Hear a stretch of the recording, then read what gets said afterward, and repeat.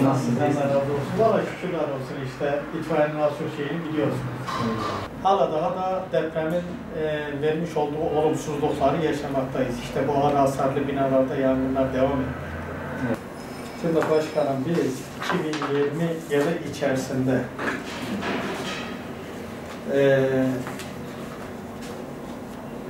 1899 yangına müdahale etmişiz. Bunların hemen hemen çoğu şeydir. Ev yangını, çatı yangını, depo yangını, bu şekilde büyük yangınlardır. Evet.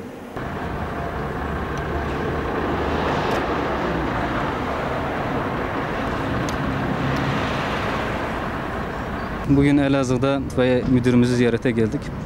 Ve geçen hafta bilindiği üzerine bir hoş olmayan bir trafik kazasıyla karşı karşıya kaldılar. 5 personelimiz yaralandı. Bundan dolayı itfaiye müdürümüzü ziyarete gelip geçmiş olsun dileklerimizi iletmeye geldik.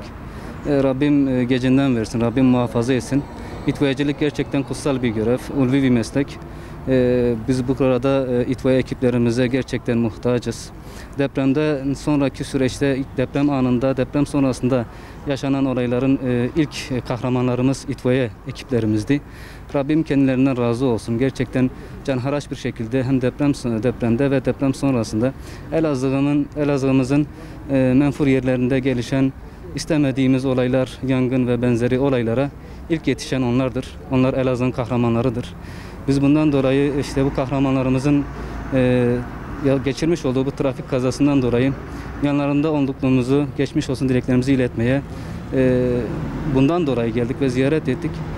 Allah-u Teala kendilerini muhafaza etsin. Gerçekten müdürümüzden bilgiler de aldık. Çok ciddi bir şekilde deprem ve deprem sonrasında Elazığ'daki olaylara müdahale konusunda çok başarılı bir çalışmaları olmuş. Rabbim çalışmalarını başarılı kılsın, gayretli kılsın inşallah. Allah kendilerine razı olsun. Bizleri ağırlayıp misafir ettiklerinden dolayı da müdürümüze teşekkür ediyorum.